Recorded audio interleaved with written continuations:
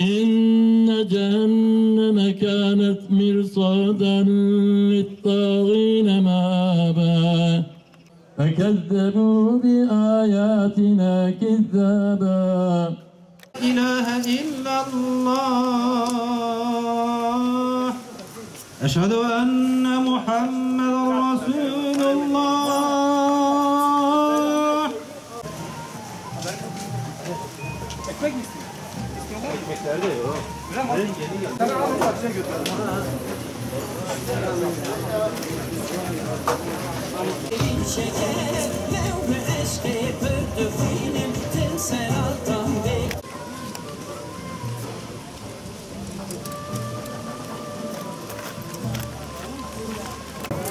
Her şeyden önce hepinizi Allah'ın selamıyla selamlıyorum. Esselamu Aleyküm ve Rahmetullahi ve Berekatuhu. Hüdapar Çermik İlçe Teşkilatı olarak kurulduğumuzdan bugüne kadar her yıl Ramazan ayında vermiş olduğumuz iftar programlarıyla farklı yer ve mekanlarda sizlerle bir araya geldik. Rabbim nasip etti. 2017 Ramazan ayının iftar programında birazdan hep beraber burada açacağız. Bu duygu ve düşüncelerle tekrardan hepiniz hoş geldiniz. Geceniz mübarek olsun. Allah'a emanet olunuz. Allah'ın rahmeti, mağfireti ve bereketi hepinizin üzerine olsun. Ramazan ayının kendine has özelliği, güzelliği, belki de en iyi tarafı, en güzel tarafı, Müslümanların bu ayda bir araya gelmesi, ortak iftar programları tertip etmeleri, birbirinin halini, ahvalini sorması, konu komşuya sahip çıkması, ortak etkinliklere de bulunmaları, hali vakti yerinde olanın olmayana yardım etmesi, tokun aç olanın halini sorması ve en azından bu Ramazan ayında fakir fukaranın, geçim sıkıntısı çekenin rahat bir şekilde doymasına yardımcı olduğu bir aydır, bir gündür. İslam toplumunun dayanışmasının, kardeşliğinin, yardımlaşmasının bir gereğidir bu. Maalesef bu özelliğimiz Ramazan ayı dışında unutulmakta. Ramazan bitince komşuyu sormaz oluyoruz. Ramazan ayı bittikten sonra eşi, dostu, akrabayı sormaz oluyoruz. Sılah-ı rahmi eksiltiyoruz. Müslüman olarak bizim yapmamamız gereken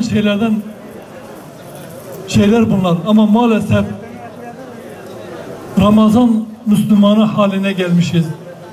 Bu Ramazan Müslümanlığından çıkıp 12 ay boyunca bu Ramazan ayı içerisinde sahip olduğumuz bu haleti ruhiyeyi devam ettirmemiz lazım. Kalbimizin imanla, kardeşlikle, sevgiyle, muhabbetle çarptığı bu günler gibi diğer 11 ayın da böyle olması lazım. Eğer böyle olursa o zaman özlediğimiz o günlere çok daha erken kavuşuruz. Ümmet olma bilincine daha erken kavuşuruz. Malumunuz 5 devre hadisini hepiniz biliyorsunuz. Hazreti Resulullah Aleyhisselatü Vesselam şöyle emretmekte, şöyle buyurmakta: ümmetimin evveli nübüvvet ve rahmettir. Benden sonra nübüvvet yolu üzere hilafet dönemi gelecektir. Ayrıntıya girmiyorum. Nübüvvet, bu hilafet döneminden sonra da ısırıcı melikler dönemi başlayacaktır. Sultanlar dönemi başlayacaktır. Bu dönemde Allah'ın dilediği kadar devam edecektir. Ardından ceberutlar, diktatörlükler, zulüm ve zorbalıklar dönemi başlayacaktır. Bugün içinde olduğumuz dönem bu dönemdir. Demokrasi ismiyle başımıza getirilen diktatörlerin dönemidir. Zorbaların, ideolojilerin zorbalığının dönemidir. Ve son devre olarak tekrar nübüvvet yolu üzere hilafet veya benzeri bir dönem gelecektir buyurmaktadır. İşte bizler son dönemdeyiz. Bu dönemin erken gelmesi, gecikmesi bize bağlıdır. Eğer bizler İslam yolunda çalışırsak, Kur'an'ın nazil olduğu bu Kadir Gecesi'nin hürmetini, bu gece nazil olan Kur'an'ın hürmetini bilirsek, Kur'an'a sahip çıkarsak, onun etrafında kenetlenirsek, emin olun ki bu son dönem çok da erken gelecektir. Son dönemin erken gelmesi de İslam'ın tekrar toplumda yaşanır olması da bize bağlıdır. Ve bizler bu şuurla yaşarsak, çocuklarımızı bu şuurla yetiştirirsek, topluma bu şuurla yaklaşırsak, İslam'ın aramızda önce ailemizde hakim olması, sonra topluma hakim olması için uğraşı verirsek, Allah için çalışanlarla beraber olursak, İslam'ın hakimiyeti için uğraşanlarla, çalışanlarla beraber olursak, cehd ve gayret gösterirsek, bu dönem erken gelecektir. Yok eğer biz batılı emperyalistlerin, Avrupa'nın, Amerika'nın aramıza koyduğu fitne ve fesadın peşinden gidersek, onların yalan ve dolanlarına kanarsak, onların telkinlerine, vesveselerine aldanırsak bu dönem gecikecektir. Avrupa 1945 yılında birbirlerinden 60 milyon insan öldürdüler 5 yıl içerisinde. 60 milyon insan. Avrupa devletleri birbirinden bu kadar insan öldürdüler. Yine Fransa'da mezhep savaşları vardı. Bu mezhep savaşlarında Katolik ve Protestanların savaşıydı. Bir yıl içerisinde 100.000 insan öldürdüler birbirlerinden. Bir yılda 100.000 insan, Hristiyanların Katolik ve Protestan mezhepleri arasında çıkan savaşta. Avrupa ders çıkardı bundan, ibret çıkardı. Bu çatışmasından, bu kavgasından, bu acılarından ibret aldı ve bir araya geldi. Birliğini oluşturdu, siyasi birliğini oluşturdu. Ve bugün Avrupa Birliği diye Türkiye'de can attığı, girmeye can attığı bir oluşumu oluşturdular. Bu oluşumla şu an İslam coğrafyasına fitne ve fesadı ekiyor. Amerika aynı şekilde 10 binlerce kilometre öteden gelip İslam coğrafyasında sınırlarımızı dizayn ediyor. İslam coğrafyasında bizlere yönetici tayin ediyorlar.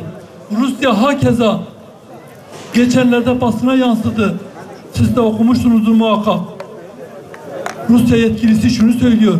Diyor ki biz Suriye'de silahlarımızı denedik. Silahlarımızı deniyoruz. Amerika hakeza son çıkan silahlarını Müslümanların üzerinde deniyor. Bombalarını deniyor. Amerika'nın bombaların anası diye söylemiş olduğu bir bombayı geçenlerde Afganistan'da denedi. Bu bombalarla ölenler biziz. Bizim çocuklarımızdır. Bu ümmetin çocuklarıdır. Bizim çocuklarımız yetim kalmakta. Bizim coğrafyamız tarumar olmakta. Bizim evlerimiz yıkılmakta. Ama maalesef halen akıllanmıyoruz. Halen uslanmıyoruz. Halen Batı'nın, Amerika'nın şeytani vesveselerine kanıyoruz. Ve Müslümanlar olarak birbirimizin kanına giriyoruz. Birbirimizi öldürüyoruz. Ne zamana kadar bu? Bu hal ne zamana kadar devam edecek? Eğer biz bu hali devam ettirirsek emin olun o bahsetmiş olduğumuz 5 devre hadisindeki o son devre hiç gelmeyecek. Bu toplulukla gelmeyecek. Bu nesille gelmeyecek. Allah-u Teala bu nesli yok edecek.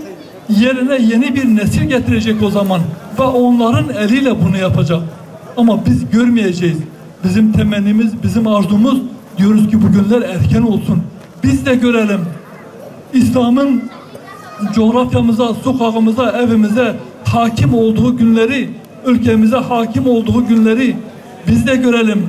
Ümmet olduğumuz günleri tekrar görelim. Kürt, Türk, Arap, Fars hepimiz bir ümmetin evlatlarıyız. Bir ümmetin parçalarıyız. Bizi ayıran yapay sınırları biz çizmedik. Bu sınırlar bize ait değildir.